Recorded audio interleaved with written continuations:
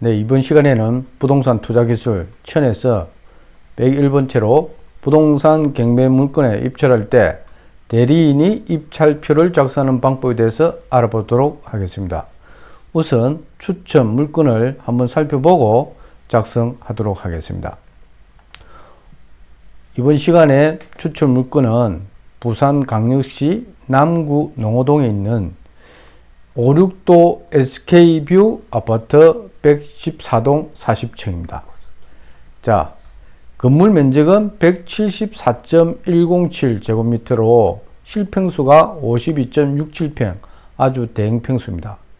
그리고 지금 최저가는 64%까지 유찰된 상태고 7억 2,900만원, 한 7억 3천 정도 됩니다. 자, 물건 분석을 한번 해보고 입찰가를 산정하고 그 다음에 대리인 입찰표를 작성해 보도록 하겠습니다. 자, 다시 살펴보면은 47층 중에 40층 건물입니다. 사용승인은 2008년 10월 30일 났고 면적은 조금 전에 설명드린 대로 실평수가 52.67평입니다. 지금 보면은 임차인이 지금 거주하고 있지 않은 상태입니다. 그래서 우리가 입찰자 입장에서는 이런 물건은 권리분석에 어려움이 없습니다. 임차인의 보증금을 인수하는 게 입찰자 입장에서 문제가 되는데 임차인이 없기 때문에 이런 물건은 입찰자 입장에서는 큰 어려움이 없는 물건입니다. 그리고 일단 보면은 소유권이 2019년 11월에 지금 보면은 거래 금액이 6억 5천 정도였습니다. 그리고 2019년 내랑 똑같은 날짜로 건저당이 지금 여기 신한은행에서 4억 6천 정도 지금 잡혀 있고 말소 규정 등기로 잡혀 있습니다. 자, 보면은 지금 최저가가 7억 2,900이니까 우리가 입찰가를 한번 산정해 보도록 하겠습니다. 입찰가 산정은 국토교통부 실거래가를 기준으로 해서 한번 살펴보겠습니다.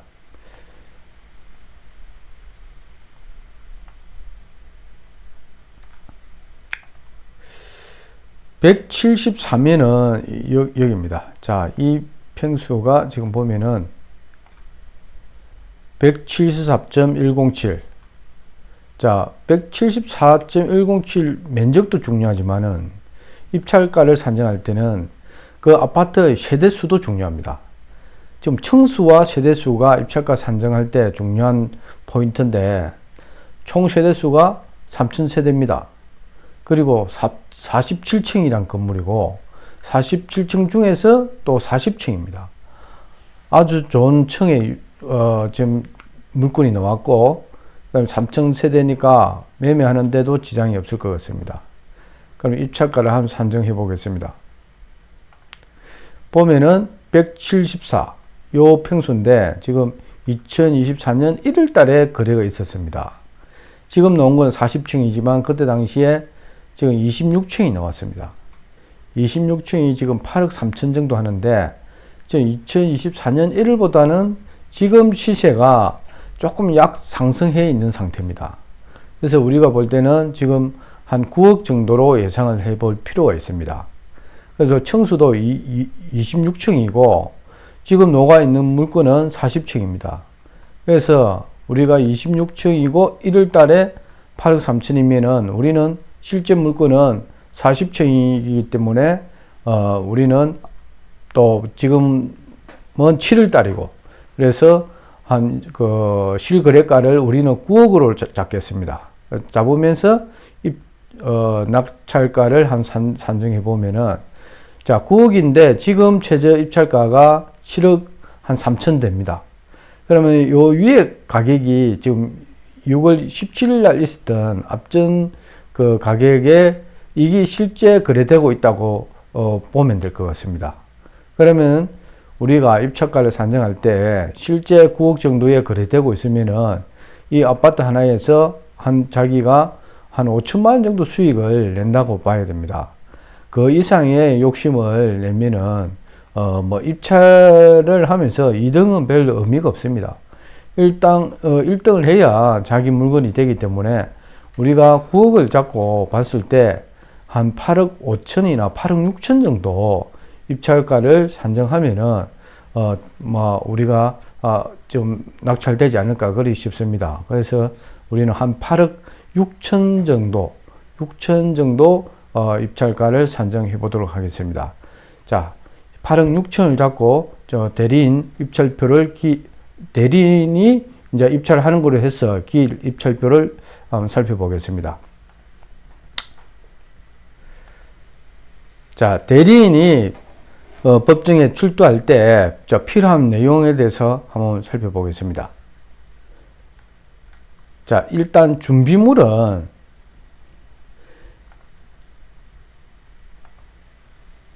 입찰 시 준비서류입니다.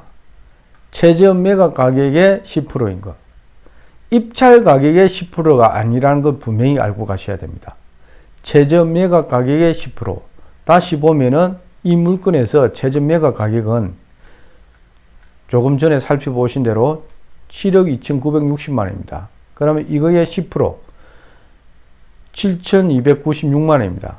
그럼 이 금액 7,296만 원과 동일하게 적든지 그보다 더 적어가지고 7,300을 적든지 7,400을 적든지 이 금액 이상 적으면 무효가 되지 않습니다. 근데 이 금액보다 부족하게 적으면 입찰 무효가 되기 때문에 이 부분은 신경을 쓰셔야 됩니다. 자, 그리고 준비물은 자, 본인이 갈 때는 이 신분증이 필요하고 도장도 필요하지만은 자, 대리인이 갈 때는 본인의 인감증명서와 본인의 인감이 날인된 위임장이 필요합니다. 다시 보면은 본인의 인감증명서 그리고 본인의 인감이 날인된 위임장 이 두 개가 필요하고 그 다음에 대리인의 도장이 필요합니다. 그리고 대리인의 신분증이 필요합니다. 여기서 중요한 건 본인의 신분증은 필요하지 않다는 거. 그 부분이 중요하고 그 다음에 여기서 자 법인도 다음 시간에 알아보는 걸 하고 이번 시간에는 대리인이 이제 입찰표를 작성할 때만 알아보도록 하겠습니다. 자, 밑으로 내려가서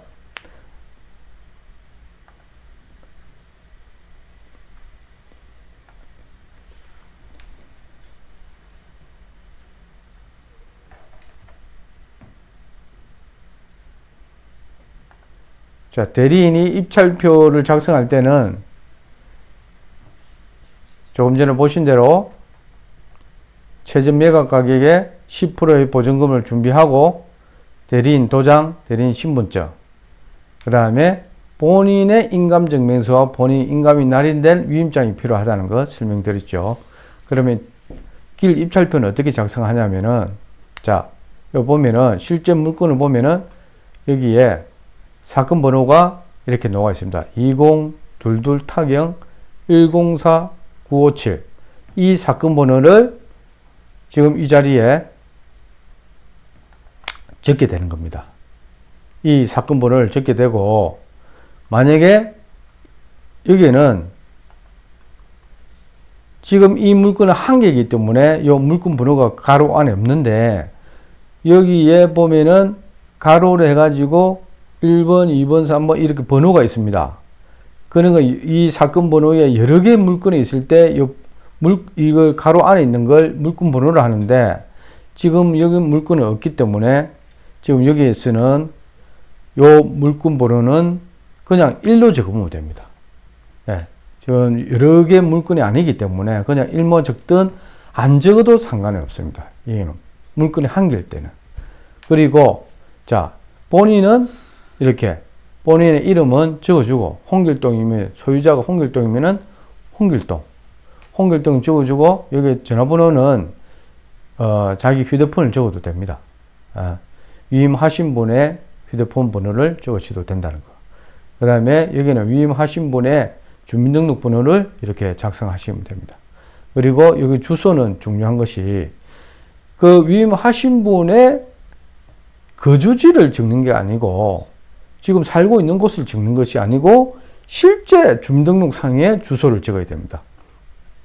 그것이 아주 중요합니다. 그리고 자, 대리인은 여기 보면은 홍길동 해가지고 자 여기 대리인의 도장을 찍어야 된다는 거. 위임하신 분의 도장이 아니고 대리로 가시는 분, 대리인의 도장을 찍어야 된다. 그럼 대리인과의 관계는 지인이다 하면 됩니다. 특별하게 관계가 있지 않거나 하면은 지인으로 그냥 등록을 하시면 됩니다.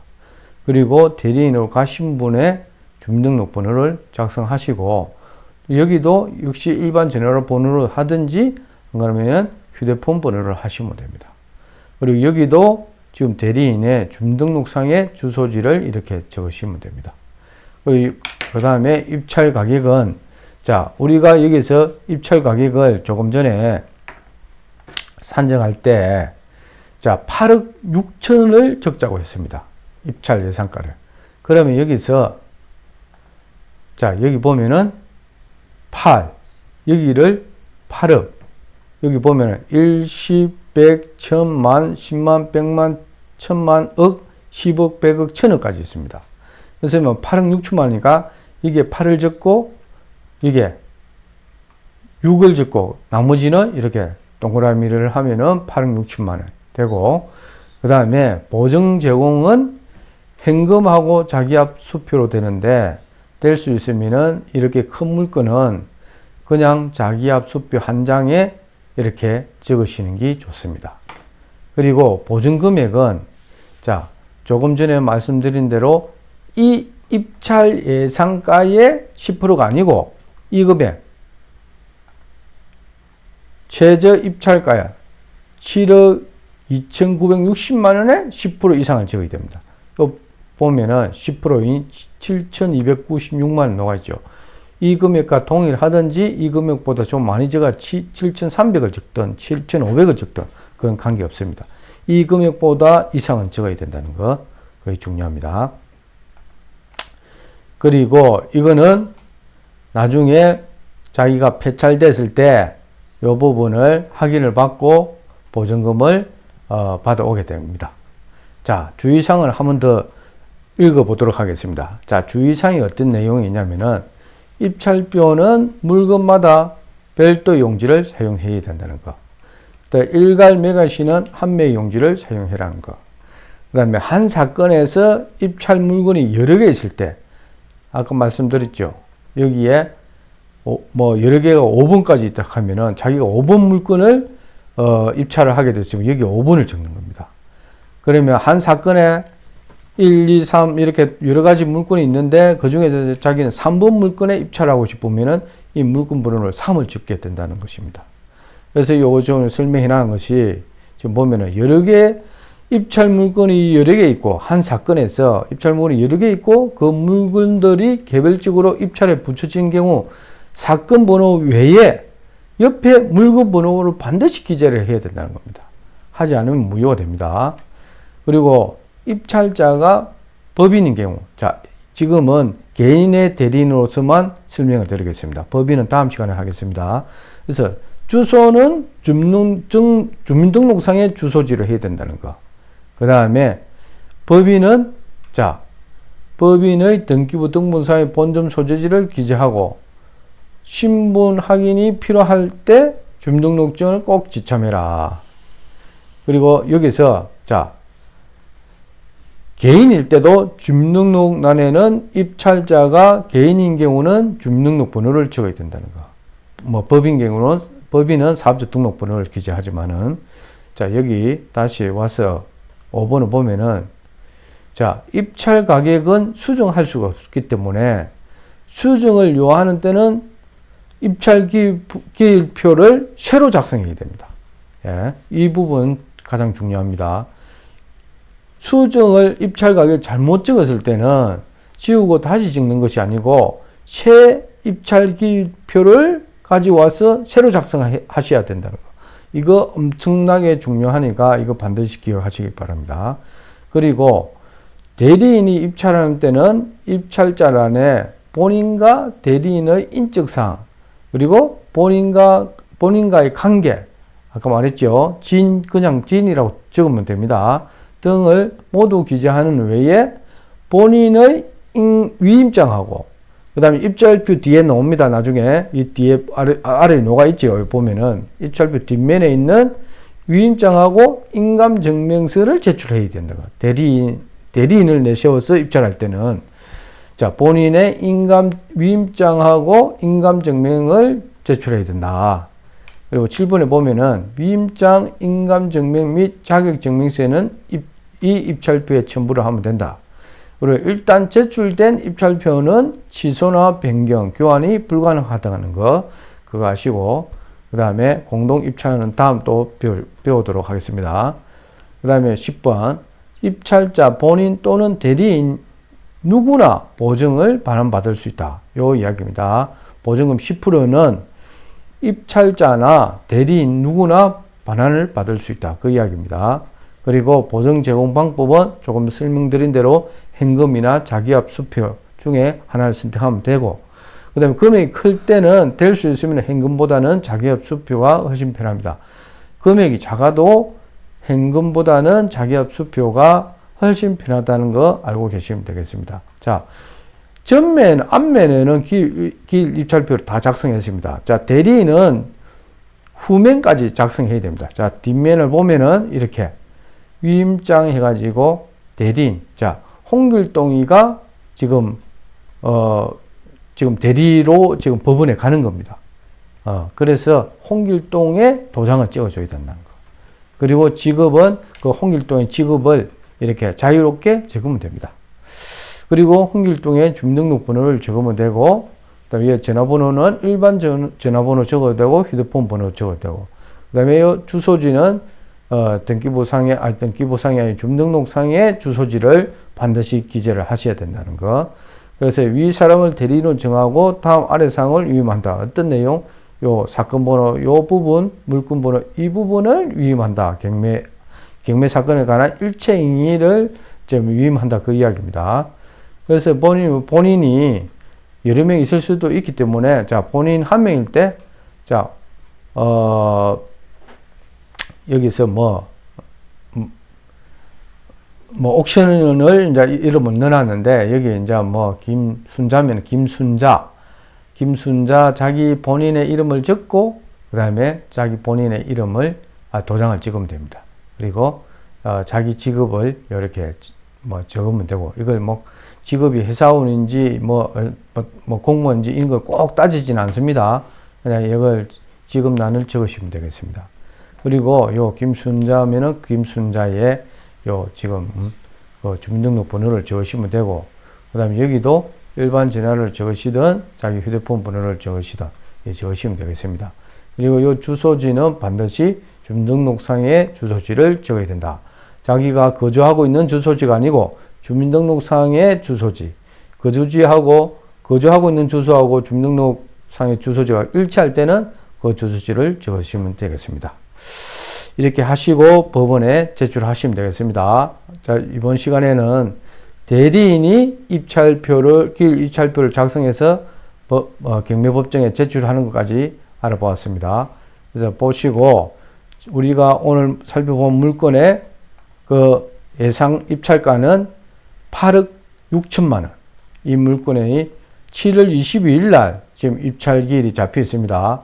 그래서 8억 6천만 원의 낙찰가가 정해지는지 관심 가지고 부동산 투자 기술 천에서 101번째를 오늘 강의를 했습니다. 자, 강의 들으신 분들은 다 구독하시고 좋아요 버튼도 한번 눌러주시기 바랍니다. 감사합니다. 오늘은 이렇게 마치도록 하겠습니다.